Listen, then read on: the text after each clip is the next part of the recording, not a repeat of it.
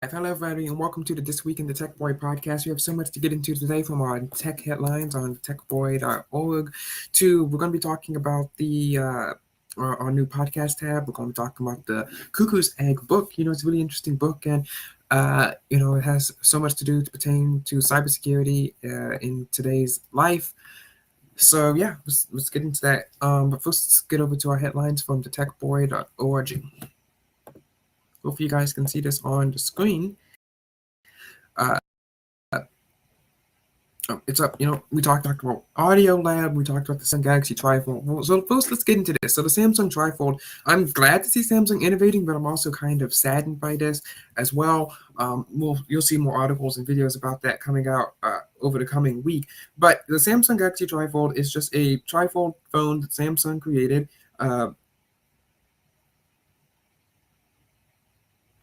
There we go. Instead of folding out like the Samsung Galaxy Z Fold series does, it folds into two layers. Now there is one problem with this, is that unlike the Huawei Fold, Huawei is able to fold into 1 to 2 to 3. Samsung only goes from 1 to 3, which is kind of sad, because it would be kind of nice to sometimes have a tablet this size instead of having to carry around the 10.1 massive display here, 10.1 inch display that we have here on the screen.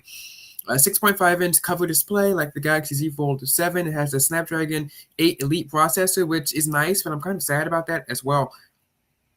I don't understand why Samsung couldn't put the chip that's on the OnePlus 15 on this phone as well. I mean, obviously, they couldn't do it on the S25 series. They couldn't do it on the Z Fold series. But on the Trifold, I mean, people are going to be paying, I don't know the price, but I would assume upwards of $2,000, because that's how much the Z Fold 7 costs. Upwards of $2,000 for this phone. I would want the best of the best, the greatest phone of all time.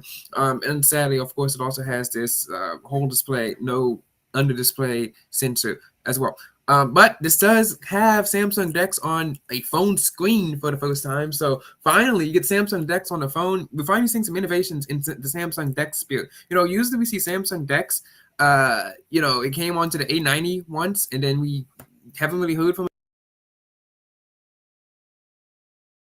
before. Up until now, we haven't seen Samsung DeX until the Samsung Galaxy Z Flip 7. It's not on the Z Flip 7 FE, if I remember correctly. People have been upset about the new DeX modes that have been on the Samsung tablets because of the Android 16 update, which has broke so many things for Samsung.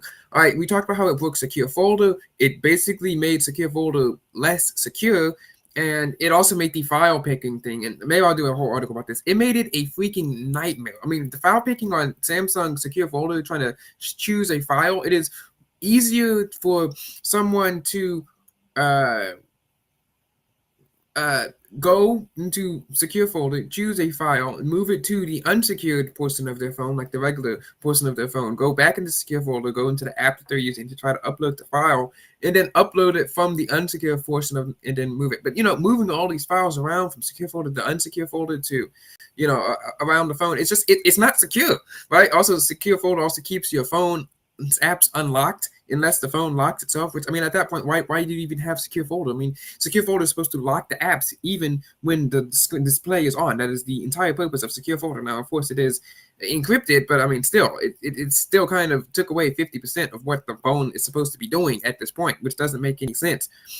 Samsung also broke DeX, like I was saying. So this update, because they had to rebuild DeX from the Android that finally caught up. Samsung DeX has been around since 2017. Android got a desktop mode years later, and I guess Samsung thought Android's desktop mode was good enough, so they decided to rework DeX around that, which did break some features inside of DeX. But it is good that we are seeing new features coming here as well. Hopefully, we'll get Linux on DeX back as well. People are saying that Chrome OS and Linux and are going to kind of merge on Android. You're going to be able to run some Linux applications. I'm not a huge fan of Linux, but the more the merrier. We used to have Linux on DeX back in 2019. Now it's gone. Maybe it's going to come back with this. So, it is good to see Samsung still putting DeX first and foremost. They actually prioritize this in a press release, right? Which is very important.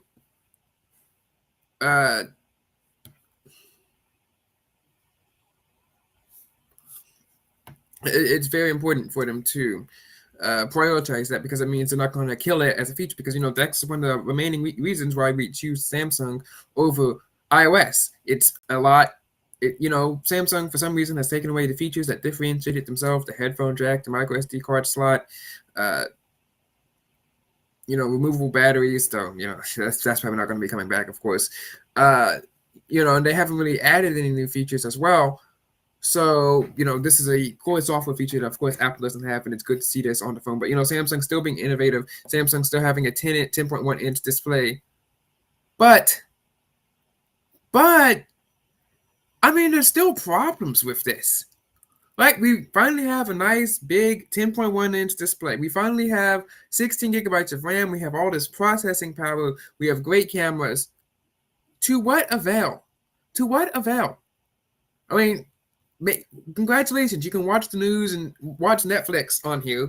Congratulations. That's it. But, I mean, and I think I would speak for most people. I think a 7.1-inch display is big enough for most people to enjoy. Right? I mean, you can read the news big enough on this. I mean, 10.1 inches. You're getting into laptop territory here, like super small netbook 2010-esque laptop territory here. 16 gigabytes of RAM, 512 gigabytes of storage. Your chip, you are basically beating some mid-range laptops from 2012 era back then. Computers that did a whole lot more than what we do with computers nowadays, now with everything being so far web-based. In fact, I saw this video, maybe we can react to it if I can find it in time, of this person who was basically a congressional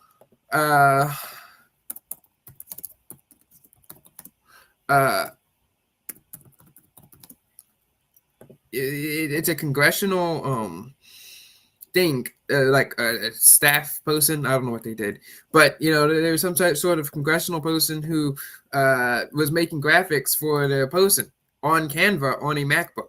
Like, I mean, you're using super computing processing capabilities, and you're just using Canva on a MacBook. I mean, it's like, once again, those people who I've always been talking about, the kids on the what were they? The teenagers who were using the MacBooks to use Google Docs. I mean, come on, it's the same technology, so everything is all web-based. I mean, that's kind of the problem here. What app developments do we see from Samsung that are going to fix this? I mean, what app developments do you even see in the Play Store? What new games, what new worlds are there to explore? And that's what's going to bring us to The Cuckoo's Egg, which was a very interesting book. And I have so many notes here, so let me bring them up here on the phone. So for those of you who don't know, The Cuckoo's Egg is a book about this guy who was tracing a computer hacker back in the 1980s. And all the computers are semi-networked. The internet kind of exists. They're using this network called not Telnet. Let me see what's in the network. Tenet? I think something like that. And he's able to dial in from Germany to access some computers in Alabama to finally access the dial-ins in California. Now, we're going to do a more deep dive. I'll do a more deep dive of this book on the website, and then we'll do a full in-depth episode of this book. But there's two things did catch my attention on this book. Number one, I don't really understand how any of the stuff was working. Like they were saying, you obviously will have the people dialing into stuff.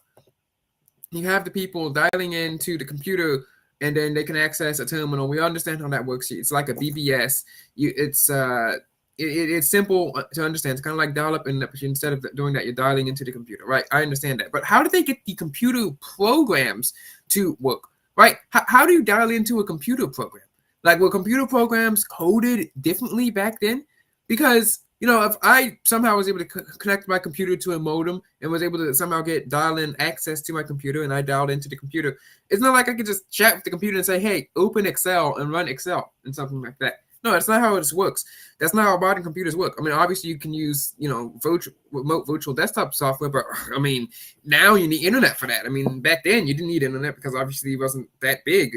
It didn't really exist to most people, so they didn't really have that. But then he's talking about how all the computer systems were networked together, and they had special programs on it that the United States military was using to host and serve the files and run like simulations, government software, etc. I mean, it's really interesting, but like, how? What software were they exactly running on these computers? No one can really give an answer about any of this. Now, maybe it's top secret and classified 40 years later. Maybe that's that, or maybe it's just because no one knows what the heck they were doing on these computers. I mean, I, I don't really understand how this is working. People try to give examples. Oh, it's like SSH. Oh, it's like they just telnet it into the computer, which is, I mean, okay, but I mean, how did the programs know what they're doing? In fact, there was this one incident in which some kid, which is basically the precursor to Mathway, one of those math solving websites are called, right? He uploaded his documents over a dial-in modem into a computer algebra software, and it spit out the answers and solved for the area under the curve. How would you upload a document in 1987 onto a non-internet, non-web-based terminal? No one could really explain that one to me. And I'm trying to find out, like, what computer algebra systems were there back then.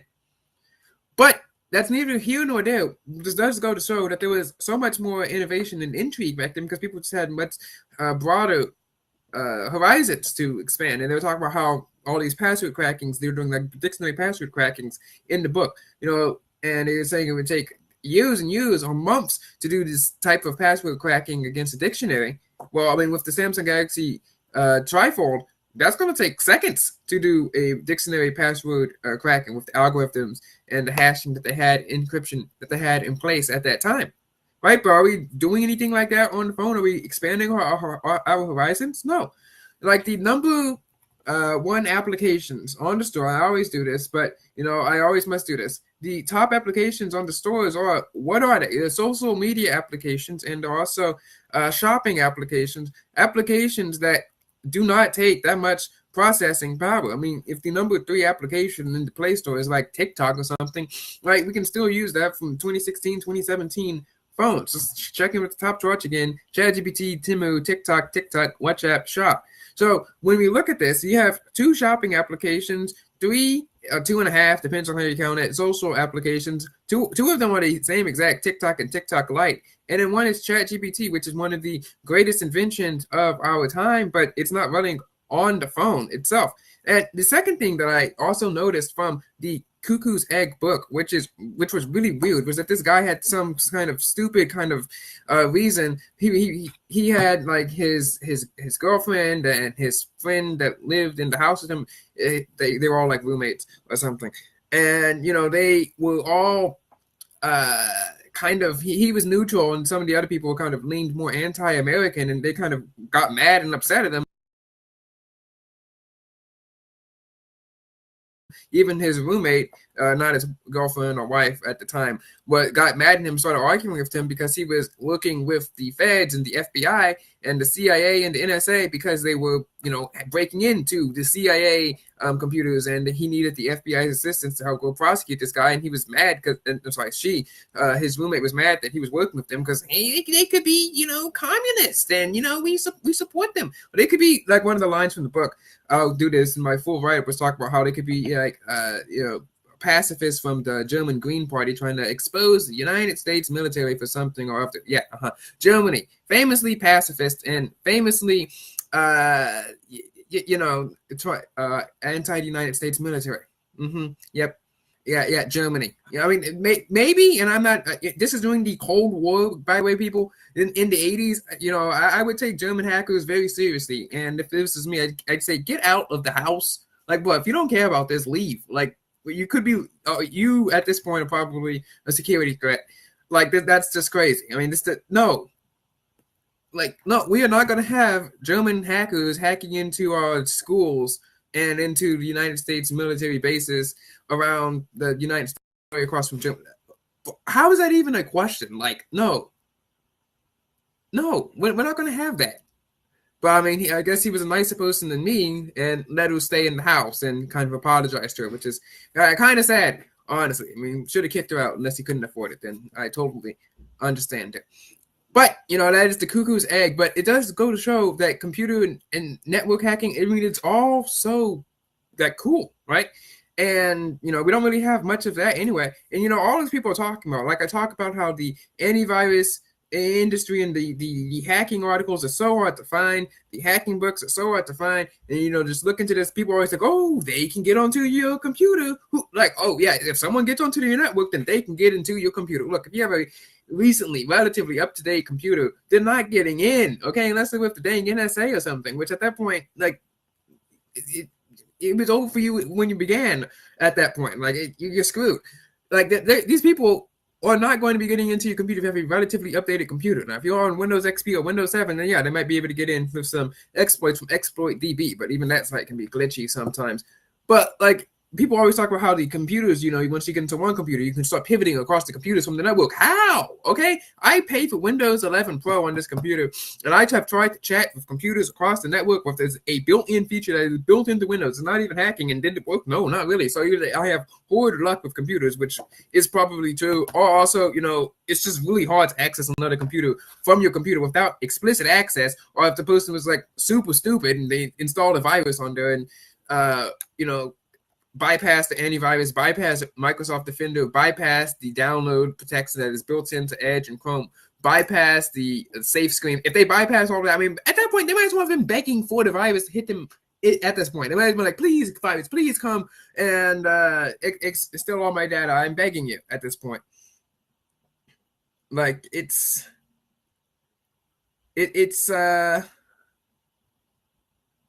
insane. Let's see what we have here in our notes. No. Huh. No, we're supposed to have notes. I guess they're not on this phone. All right, let's check in over here what we're supposed to be talking about next. All right, now Google has been hit with the DOJ. I don't know what what Google has ever done to the DOJ. Why does the DOJ have it open out in for them? But like, why has the DOJ told Google that they can only have default deals with companies for 1 year? Like, how Google has a deal with Apple to make it the default search engine on iPhones, right? That was a multi-year deal. Now it's according to the DOJ, they have to do 1 year, and they have to keep renewing it because everyone knows Bing is so great. Now this is so unequivocally stupid. I don't even know where to begin. Like, why would the DOJ do this? If Google and Apple want to create a partnership where Google is the search engine on iPhones for 100 years, they should be allowed to do that.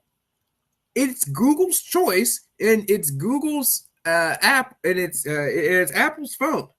And it's not like they're making it impossible to switch your search engine. If you can't do, like, you can download that.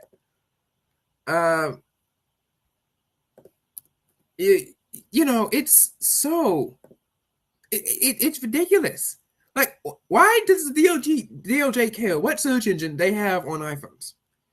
And, the people who have tried to legislate this technology, 7 years ago, apparently, the CEO of Google was at a congressional hearing, which is a waste of time, and he was being interrogated, and he had to tell them that they didn't make iPhones. So I don't think that these people should be writing laws for Google. And I'm saying I think Google and Apple know a lot better than the DOJ and the senators and Congress people when you're writing the laws for technology. Like, why Google have to renegotiate a deal with Apple to keep being the default search engine? It's not like Bing is going to be the default search engine on Apple, because if that were to happen, it would get changed. It would be a waste of money for Microsoft, and Apple stock would probably plummet because people would start being mad, and people don't know how to change it, even though it's very easy. And they start getting mad, and you know what they do? They just go into Google or Bing, and then they just start doing Google. Do you know what the number 1 and 2 search results in Bing are? I believe Google and Chrome. Okay, Microsoft has the world's largest desktop operating system. They preload their computers with Edge, as they full well should. I'm not saying that Microsoft and Android should have to go for this EU-like approach where they have to allow the user to select the default browser and default search engine upon startup. No, look, they made the operating system. They made the devices. They should be allowed to put their own applications on it. Well, why would anyone go through the hard work of creating an operating system, go through the hard work of creating your own specialty applications, go through the hard work of selling these devices, of selling the software, and then just saying, oh, well, you're big, so you have to allow other competitors to be on. No, that doesn't make sense. These companies should do what is most fiscally responsible to them, and it is fiscally responsible for Google and Microsoft to promote Google and Microsoft applications. Now, the DOJ kind of understands that. The EU does not understand. Who put these people in power? But what I'm saying is, Microsoft should be allowed to push edge and being on people, and people should have the right to say, no, we don't want that. And people have been able to push back on that by saying, no, we don't want that, by downloading Chrome and using Google. So, like, why is this a problem? Who is this hurting? But you have to make this against the law or something? Why would Google need to have your permission to go into a contract with another American company? Okay, it's not like Apple is putting Baidu and Yandex as the default search engines on iOS devices. I would support regulation on that, but Google is an American company, Apple is an American company. The two American companies that want to make their technology sell well. I mean, how is this hard to understand?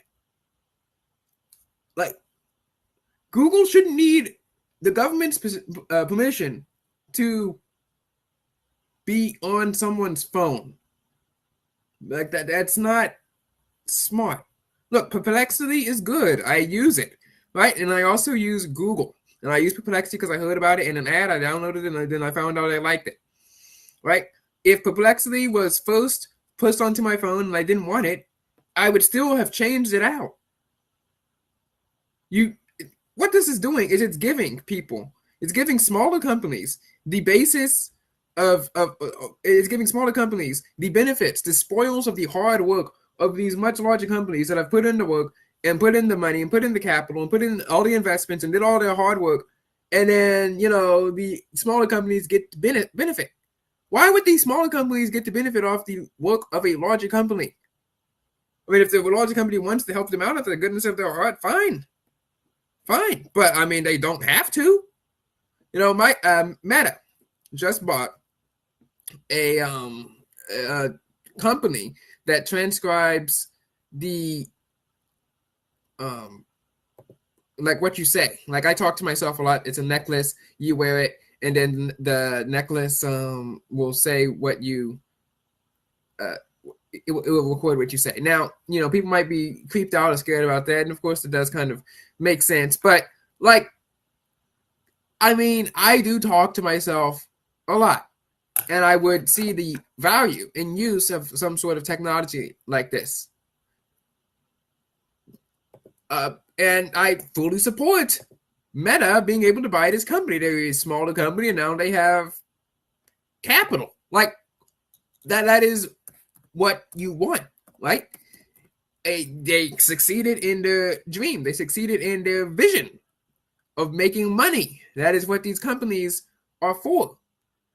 Another company, Netflix, just recently acquired DC. And people online are upset about it. Why? Oh, they're going to make the shows trash. Then don't watch them. Okay, no one watched Saturdays, and then what happened? Saturdays got canceled. You know why? Because Saturdays couldn't find the joke if it smacked them upside the head and said, "Hi, I'm a joke."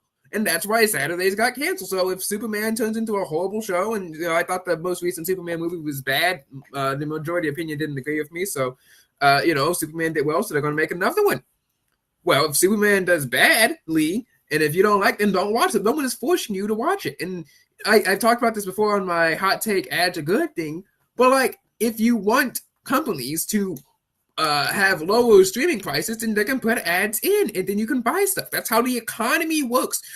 Guys, we are a capitalist society. You buy things, and then you work so that you can buy things, and then you work so that you can make things. That's how the economy works here in this country.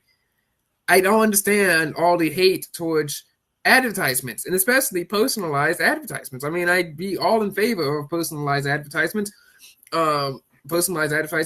Because it'd be something that I actually want or would be interested in. That seems to make the most sense towards me. So, Google's an ad company. Oh, they're so evil. Spare me the crying. But what we are going to be crying about is the lack of niche technology here. And you might be saying, oh, people will start blaming venture capital for this. Because venture capital, what do they call it, private equity or whatever. It's all private equity's fault that we don't have any niche technology. It's all private equity and smartphones' fault. People always like to blame these systems like smartphones and private equity, and it's just like random stuff that they like to blame, capitalism, whatever. And then they still like it because, like, obviously, under communism, you're not going to be getting Netflix. You're going to be standing in the TV line, and you're just going to be watching, like that Ant Farm episode where you have to, where the people are actually acting out the television shows for you in front of a big box, and then you give them like a crumb of bread because that's all you have. Or you're going to be standing in a bread line where you're going to get your one slice of bread that you have to feed your 8 children, and then you have to cut it up for the entire week. Under capitalism, you just get to sit at home and watch Netflix, and you have to endure a 3-minute ad. Woe is you. They always like to blame smartphones. I think smartphones are the greatest invention of the 20th century. And smartphones, I mean, they're these great personal computers, and I just want to see us do more with them. That is my criticism of the smartphones, is that we're not doing more with them, right? And that the older smartphones, they had less features, or cell phones, they had less features, so people were pushing them to their max. I am fairly certain, I haven't been able to find any evidence of this, hard evidence of this, that people are able to use these as modems, right? I do know that they were able to use these as point-to-point communicators, like using Nextel, like a sort of a walkie-talkie sort of device. People were taking all sorts of photos. They're flashing the software, doing some changes, customization, just things that we don't really see with smartphones today because they're so good that we're not really doing as much with them because we don't need to. And I think that's great for the average user, but for computer nerds and geeks like me that want to push this technology to its greatest and in highest levels, that's kind of sad. And what we're seeing here is that we are seeing lots and lots and more slop. Matt Walsh was talking about how everything has turned into slop. Now, I wholly disagree with him on like everything. He's like, can you tell me something from the 90s that's gotten better? It hasn't gotten better. Well, are you insane? Cars, computers, cell phones, all like that, and that's just the C list. Like a cell phone from 2025 is much better than a cell phone from 1991. Okay, that is a literal fact. Okay, that is a fact. A cell phone from 2021 is better than a cell phone from 1991. The network itself is better. You can't have some random guy holding some little $50 radio scanner intercepting your calls anymore. Now that might be sad for the aspiring radio spy, but it's good. It's great even for 97% of the general populace, right? So technology has obviously progressed and gotten better in the past 30 years. But you have all these doomers and whiners and people like, oh, the smartphone has corrupted the generation. The smartphone is the heart of all evil in America. And it's even amongst Christians as well. Let me see if I can find this article being bookmarked. I bookmarked it on here. Let me see. It was a Substack post. It's so insufferable when people start whining about smartphones. I'm like, goodness gracious, save me, cry me a river. You will be fine. Oh, the smartphone, it infested all these things, and it has all these societal ills and problems. People always talk about how smartphone people's literacy rates has gone down, have books gone away, have websites gone away. I can read on this phone. There's actually words on this phone you can actually interact with and see. They talk about how people's communication and antisocial behavior has gone up. Are you kidding me? People, when I'm sitting there on the bus or on the train, you think I want to talk to anyone on the bus or on the train? Like, no. Okay, and if it was 1980, I still wouldn't want to talk to him as well. I still would have brought a book instead of watching a video. So, like, I don't really see what your point is here. I'm still trying to find the article. Yes. DearChristianParent.com. Substack.com. FAQ saying no to a smartphone for teens. They talk about, how smartphones have taken away living in the moment. How you can't live in the moment. How you can't do anything embarrassing anymore because it might get posted on social media. Well, hot take here. Don't do anything illegal. The embarrassing stuff that you people have been talking about is probably borderline illegal, so you shouldn't be doing that. I mean, I think one of the great things that smartphones have done for society is that all the idiots have decided that it's a great idea to post their crimes to the internet. But anyway, let's talk about Emily Harrison's article from 2024 saying, no, the smartphones for teens. At this point, the data is irrefutable. A smartphone in the hands of a teenager is a bad idea. And yet we give 16-year-olds cars. I would not be in favor of banning either, but I know what I'm in favor of banning more. I mean, people are talking about how I was reading the Tesla subreddit. They're talking about how you shouldn't be giving your teenagers Teslas because they might start trying to speed in them, and Teslas apparently have good pickup speed. Now, I personally, me, if someone tries to pass me up, I don't care. I like living, and I do know Teslas are very safe, except for the time one locked and then someone burned to death inside of it. But aside from that. I know that Teslas are very safe, but why would I be speeding in it? First of all, one, that's illegal. Number two, I don't like dying. So there is that. So this person's saying, they want to give their people a dumb phone. This person is like really freaking out. Recently, Samuel D. James remarked at a Lighthouse Voices event, which sounds like the most Christian thing ever. That he won't be giving his preschool-aged kids a phone until they are at least 16. I hope he means a dumb phone, not a smartphone. How dare he? He talks about raising her high school and college-aged kids without smartphones. For what? How do you have a choice in this? Whoa. Okay, first of all, smartphones like $50 to $100. Do they not have money? How are you supposed to ban? How are you supposed to ban a 20-year-old from having a smart? They're not kids at this point. And then they're talking about building an entire movement about calling on parents to build a community around play-based childhood, not screens, which, of course, this means you're going to have a whole bunch of more top-down interference. We've been talking about this multiple times, how, these teens, they need to be agile. They need to be out there, when they're interacting with the other people, not sitting there waiting for commands from, top down. They need to be, central link. They need to learn how to be autonomous. I think these smartphones can help them do this as well. To talk about having parents to opt out, blah, blah, blah, blah, blah. All right, anyway. So FAQ, right? I'm not going to get into all the nonsense, ideological reasons that's probably bought and paid for. Look, people get to accuse me of being some sort of asset all the time. Okay, I apparently take a $7,000 a month salary or something. All right, so look, I get to finally turn the metaphorical guns on people.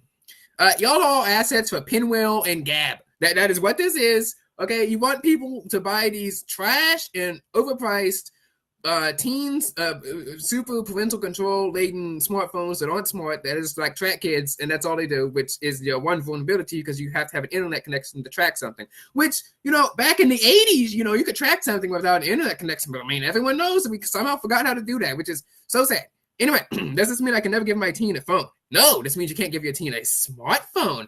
Non-internet phones are used for talking and texting. Want someone to be as dangerous or addictive as smartphones? Yeah, because they are trash. I mean, addictive doesn't mean bad. Water is addictive. Okay, guys, let's say that we take the smartphone away. What do you want them to do? So you could do something way more productive than sit there and look at your smartphone. Oh, smartphone, the evil. This is so much evil. Okay, great. Let's just say the smartphone didn't exist. You people get your way. There's no smartphone. All you do is call and text. All right, great.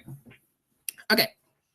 What do you want them to do? Read a book. Oh, well, you can do that on a smartphone. And also, people said that reading books is kind of useless. Like back then, they said that it was bad. I mean, what kind of book? Do you want them to be reading devotionals, which we're getting into? Like, which books do you want them to read? Like entertainment books, or just like Christian fiction, or what books? Okay, you can go outside and talk to someone and make a friend. Okay, guys, everyone's acting like that smartphones have apparently made making friends harder. No, I wouldn't say that it's making it easier. It hasn't made it harder. Okay, I'd say it's the same. Okay, people are actually acting like in the 90s everyone was just running around with like a friend group of 20. Okay, guys, that is TV, that is movies. That's not a thing that happened. Okay, the average teen wasn't running around out there with like half a high school's worth of friends. That's no. Okay, so I mean, this actually gives them something to do. In the 80s, you people had game consoles. In the 80s, you had television. In the 80s, you had you had communication via a regular phone. Great. Now you have just combined that into one device. If you were to take the time that you spent listening to the radio, talking on the phone, people talk on the phone for hours back in the 80s and the 90s. And if you were to take the time that you spent listening to the radio, watching TV, and talking on the phone, it would equate to the same amount of time that people are spending on this phone, just all concentrated on one device. Taking 3 devices and turning it into one doesn't magically make it the nexus of evil. Okay, that's not how this works, people. All right, number 2, why are we doing this? I've been working in this field since 2018, and many Christian parents have tried to be thoughtful and well-intentioned when it comes to screen time for their kids. And they talk about the damage that it gives to kids, and because all their friends have a smartphone, they want one as well. Well, yeah, it's called the network effect. And it's actually fine. We live in a society where people have things and always trying to go against the grain just for the sake of going against the grain is not a good thing. Like I said on last week's podcast episode, we always focus on if all your friends are jumping off a bridge, would you jump off one too? Well, look, I'm not friends with idiots. Why are all of them jumping off a bridge? Maybe they're all jumping off a bridge because it's a good reason. Maybe the bridge is on fire. Well, maybe having a smartphone was a good idea. It's not like they're doing, the people who clip this, they'll be like, well, if all your friends are doing drugs and stuff like that, well, yeah, doing drugs is actually bad. And I've come out against that multiple times. All right, number 3, my pastor's kids have smartphones and seem fine. Aren't you overreacting? And then she says, no, I'm not. See, this person, I'm so sorry, but she just seems annoying from this website. Like, I know full well this person goes around and sees someone, sees a kid, 14, 15-year-old looking at a phone. She's just like, I'm so annoyed. You get off your phone. You look at, know full well this person is, oh my goodness. I hope she's nice in real life, but I mean, whew. She says, rates of anxiety, depression, self-harm, and suicidal thoughts are dramatically on the rise for teenagers. Are they on the rise? Or are they being reported more because people are posting it online? Okay, do you really think that people running around in the 80s taking surveys like, so are you depressed? Yes or no? Yeah, nah. You can just it's easier and more accurate to scan through a Facebook or Instagram feed to see if someone's more depressed. Than it would be to go through like someone's diary. Okay? And correlation is not causation. Okay, having a phone isn't going to magically make you depressed or upset. Okay, and you can just you will be fine. Okay, we will be fine, people. We will be fine. Number 4, do you have any resources where I can find a non-smartphone? Yes, I recommend. Oh my gosh, getting a 4th to 10th grade an old school landline. It's a great option for building community.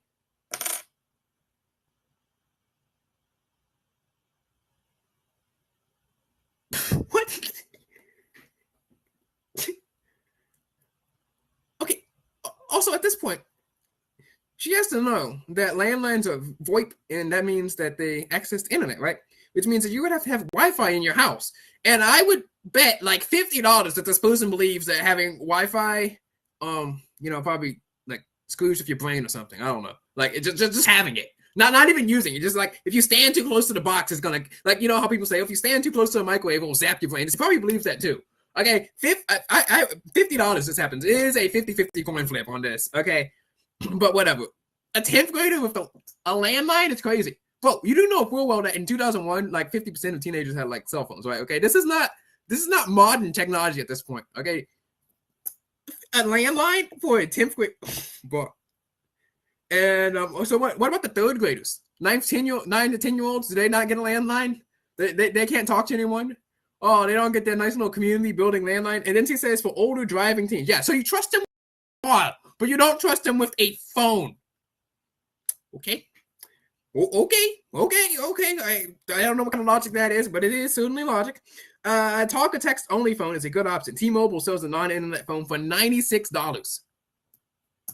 Yeah, guys, you can actually get a full smartphone. It won't be a good smartphone from Walmart for $39.99.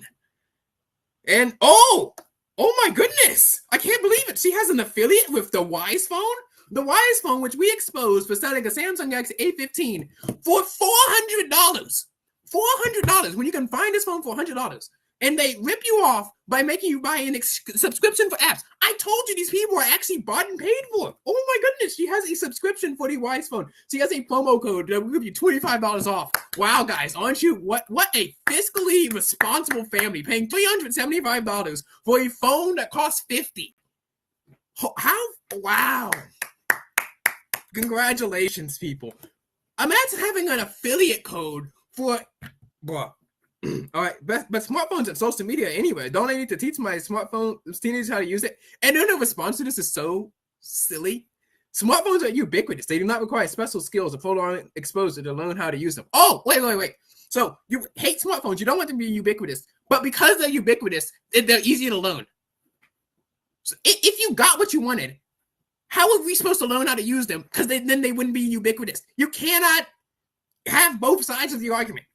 A high school graduate will have no trouble figuring out how to swipe and click on their own. We can reject the cultural narrative, always trying to fight the culture or something. For the past 18, 19 years, I have heard about how the culture is horrible and trash, and that is true. But you don't need to make that your whole thing 24/7. Okay, look, just because the culture is horrible and trash 97% of the time doesn't mean that the one thing that they get right, smartphones, is back the cultural narrative. The narrative that, smartphones aren't actually the spawn of Satan. Oh, yes, guys. That extended exposure to harmful content is how we best train our children for a life of holiness. Yeah, guys. Just having a smartphone basically it has beams harmful content into your brain. Having a smartphone literally, they have these little lasers, those little scanners on here that will beam it straight into your eyes. You don't have to look it up. You just go, and then it'll just be, this happens to me every day. All right, number 6. Seems to me that this create a good bad parent division among my friend group. Nah, really? You don't think? You don't think so? And what is her response to this totally valid question?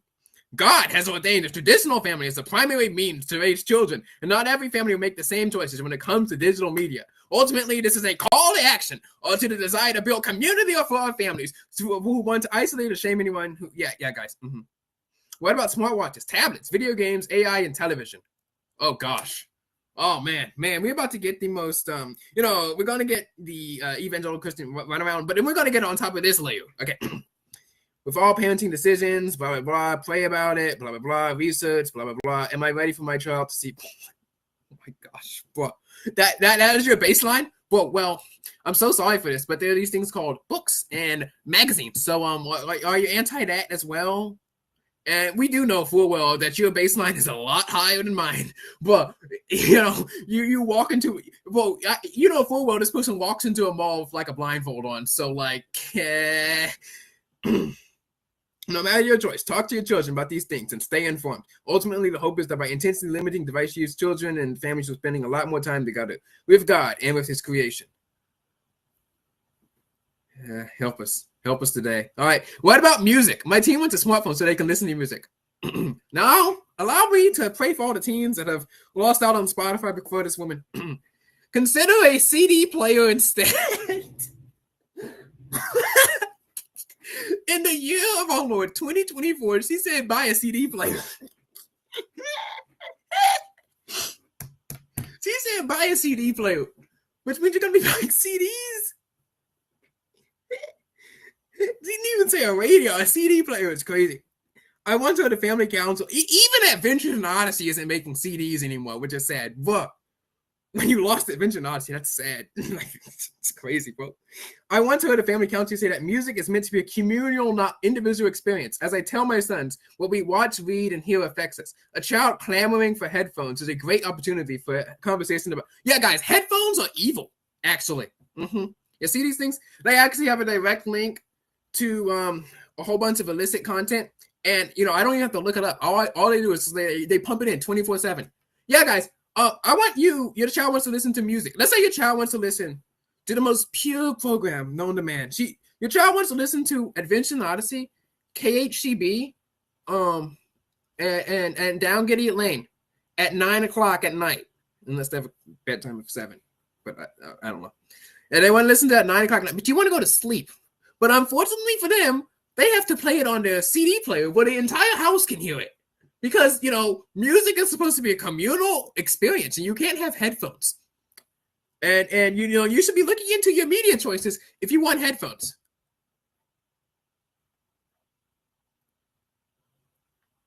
Well, okay, you want to know why 67% of the in that book from like 2009 talking about how all the kids are leaving Christianity. I'm part of the 33% who's not leaving. You want to know why 67% is leaving? Stuff like this, bro. What is this? What about parental controls? Does YouTube? Well, I'm anti-parental controls, as you guys know, from that famous October 7th, 2023 podcast episode. Does YouTube Kids have the same family values that you have? How about Netflix, Instagram, Meta, Google? What is being controlled is just as important as is being controlled. Parental controls are created by companies to give parents a false sense of security. Sure, bro. At January 2024 congressional hearing laid out a myriad ways that parental controls are failing our kids. A motivated teen will quickly figure out how to get around parental controls. Oh, you don't think a motivated teen is going to figure out not getting a phone? Like, if you don't lock them down, they can get a phone. Okay, guys, phones actually cost $50, and you can buy one. The fringe will actually also have phones. So, like, all he's doing here is just adding an extra layer. Okay. Also, apparently, you let your kids drive. So again, the kids that they keep driving to would also have phones. So, and how do you define social media? Websites or apps that allow for sending, creating, interacting with messages, pictures, content, and other internet-connected users. Yes, YouTube is social media. Gosh, y'all are insufferable. Freaking sufferable. What? Any website that allows comments is a social media now. TheTechBoy.org is actually a social media platform. Half of the internet, 97% of all of the internet, all of it would be banned. Like any website that has a comment section. I've already given my kid a smartphone, and he wants to keep it. Well, take it away. That's what they say. But imagine you're doing everything right. You have your smartphone. You're not looking up anything wrong, and then your mom comes across this random article, and she's like, "Oh, well, my son, I know you've had this for 5 years. I want this back. Sorry, some random lady on the internet said that this was bad, so we're gonna need this back." And what was her argument? Oh yeah, the data on how bad smartphones for teens is out there. Even Congress is working to push for stricter. Even Congress, guys. Yeah, guys, Congress. It's Congress. Great moral values there in Congress.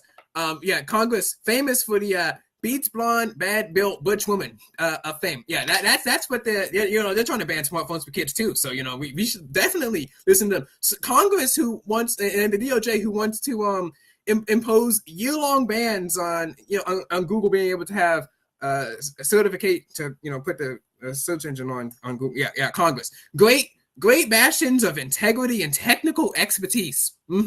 Yeah. Imagine being a Christian not tech blogger. What is this, mom blogger or whatever it is, inciting Congress as a reason why your teen shouldn't have a phone. Like, bro, that is an argument in why you should have one at that point. Like, bro, that's sad. And then she recommends a book. Probably she's getting paid for it too. And then she ends it with this. Dear Christian parent, imagine the church becomes a place that even non-believing moms and dads go to find a community of teenagers without smartphones and social media. Yeah, guys, everyone knows that's what the church is for. A bunch of kids without internet access. No. Church is supposed to be where, the believers get together and connect with each other. And, social media is a great way to outreach, as they've said in 65 million devotionals and 65 million church messages. But actually, all these messages, they got it wrong, guys. Church is actually not a place for believers to connect with other believers and worship God. No, that's not what church is for.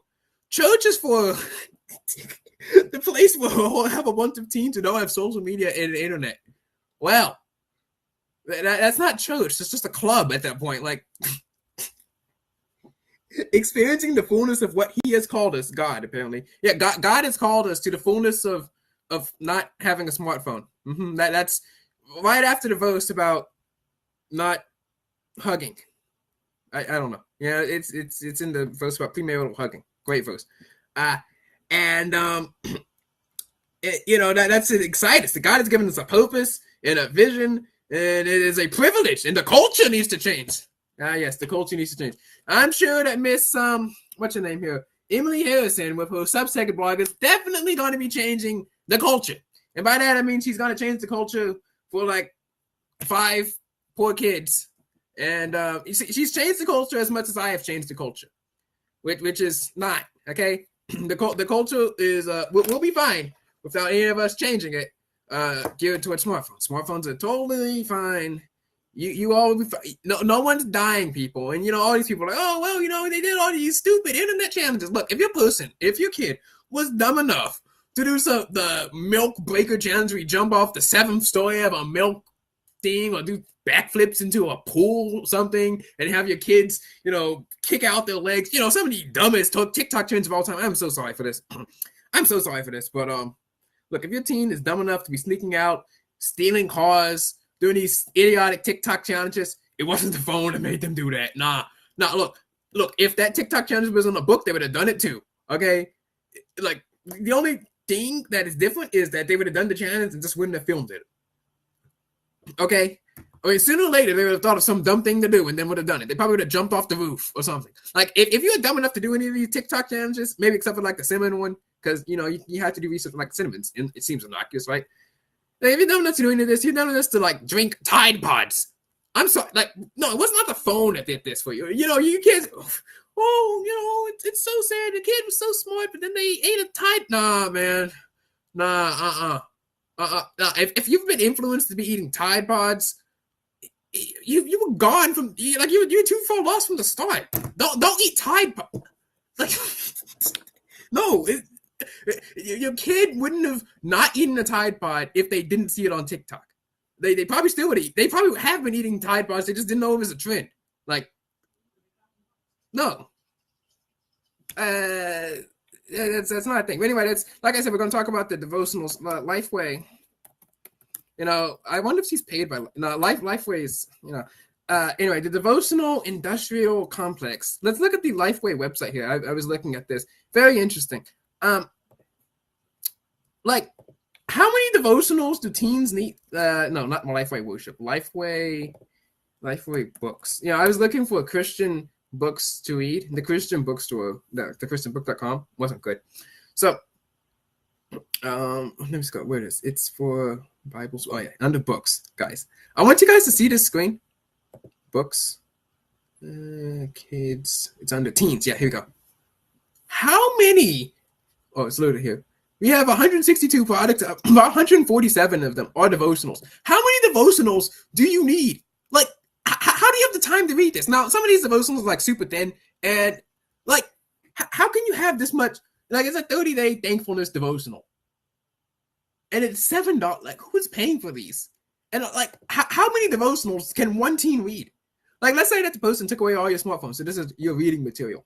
Okay, so you got your novel here. You have your identity in Christ, which is, such a great devotional topic and such a great book, because one, everyone knows what it's going to say. Your identity is not tied to who you are. It's not tied to you as a sports player. It's not tied to who your father is. It's tied to Jesus Christ, who should be your Lord and Savior. And that is what your identity is. Okay, that is basically half of all of youth church. That is half of all of devotionals, and they are still pumping it out today.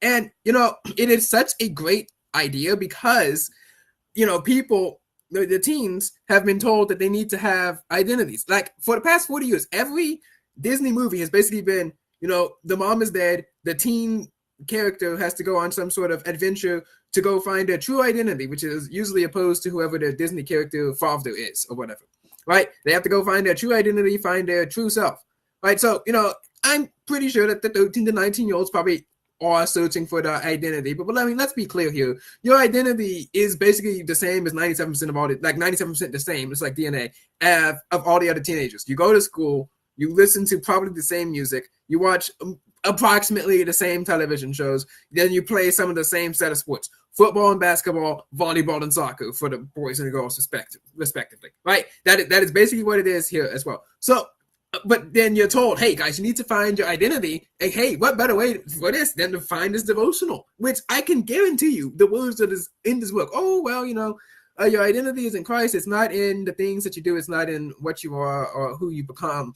It's actually in Jesus. Now let's read the back of the book. Athlete, son, honor student, artist, brother, runner, geek, boyfriend, gamer, musician, actor, rebel. Wow, sounds like the greatest Disney movie decom of all time. Can you find your identity in any of these labels? You can certainly try, but to all man-made. If you hope in them, you will fall. Blah blah blah. God has opened the door, and now it's your turn to walk through it and discover who He has made you to be. And that's like all the identity devotionals. The devotional identity industrial complex is at it again. Great job to them. And it's another identity. Bro, how many of these devotionals do you need? And they're all $7. They're all $7. No more excuses, teen devotionals. I saw one of this. There's like some teen devotional about making friends or something. Like, well, how accurate do you think that is? Well, I guarantee you, if I read that devotional and did everything that's in it, and these devotionals are so skinny, like they're like this big. Okay, even not. Like, they act like these devotionals take 30 days to read. These devotionals will not take 30 days to read. Please, no. These devotionals will take an hour or two of good reading. Okay. I'll even give you, an entire 2 hours to just read the passages that you're supposed to read. It's gonna be like 6 or 7 different verses, right? You're gonna read the passages, and then you're gonna have time to read the little blurb that they have there, which it's like 3 paragraphs, 9 sentences, 270 sentences for 30 days. Right? Whoa, how fast can you read 270 sentences? 30 minutes, right? That's not too long. So 2 hours and 30 minutes to finish your 30-day devotional. It's not take that long to read. They say take 5 minutes out of the day to do your devotional, which would take 180, which would still be 3 hours long. So even if you take the 5 minutes, it's not that long. But you need to bulk up. But you can't really do that because it's basically the same message. But I mean, look at all these devotionals. Who has all the time to read 162 devotionals and all say the same thing? And do they work? Who knows? Who knows? But like, where are the books? Like actual story books and not devotional, not devotionals. Like, how many do you need? 1, 2? Like, you can't need 50 different devotionals from someone, or you're supposed to do it one every 5 minutes. Is this what the anti-smartphone people expect you to be doing when you don't have your phone? Just be on these devotionals all the time. Now, I have come out as pro-smartphone, anti-parental controls, but what I will say is that, like I said, being anti-trend is a trend, and I've stopped being anti-trend because it's horrible fiscally. It's fiscally a horrible decision, right? But there do need to be more applications. There do need to be more virtual worlds. Right, there's this game called Anakin Virtual Life, right? Anakin Virtual Life, whatever. We need more virtual, expansive worlds. We need to have more interest. We need to have more intrigue. We need to have just all this greatness, right? Like the Imagination Station. We should be able to run the Imagination Station on our phone. Speaking of, they always talk about, the Bible is so exciting. The Bible is great. And the Bible is great. But in these audio dramas, they're like that. And then they just stick you in the Imagination Station and zap you into a full 3D augmented reality, virtual reality world experience. Yeah, I mean, yes, the Bible does come alive when you go into a virtual reality experience that's never been seen before and can literally change your minds, a la Novacom. Nah, really? Can you believe it? Like, I can't believe it. I'm in shock and awe that the Bible becomes interesting when you go into virtual reality. Wow. But news at 11. But speaking of Adventures in Odyssey, they're on album 80, and like I said, they're sadly moving away from CDs. So the poor teens that don't have phones anymore and can't use the club and must use a CD player because some random lady on Substack said that smartphones are bad and Congress agrees with her. And of course, Congress couldn't define a smartphone if their life depended on it. All right, now I'm not going to be able to listen to Adventures in Odyssey anymore. She didn't say anything about portable radios, so I don't know about that. But Adventures in Odyssey, and spoiler alert here, seems kind of out of ideas. Jules has become Christian, Buck has become Christian, and now Renee is about to do the same life after death program that prompted Eugene to become a Christian. Like, bruh, you cannot keep running these same storylines. And also they have Malcolm the Angel come back. But why? And now Jules she's like a super good Christian, and now Connie kind of feels alone. I'm kind of getting scared for the series. Hopefully they don't write Mr. Whitaker off the show or get rid of Connie. That would be so sad. But interesting thing here is that they are having their own 3D animated movie that's coming to theaters from Adventures in Odyssey. Looks like it's going to be set back in the 80s or the 90s because Mr. Whitaker, Jana, and Jason look a lot younger in the animated drawings. So great. Good things coming out of Adventures in Odyssey. Good things coming out of tech. Stay away from those random Substack conspiracy theorists, people. Man, goodness. My site is so chock full of conspiracy theories. God bless. Tech Talk.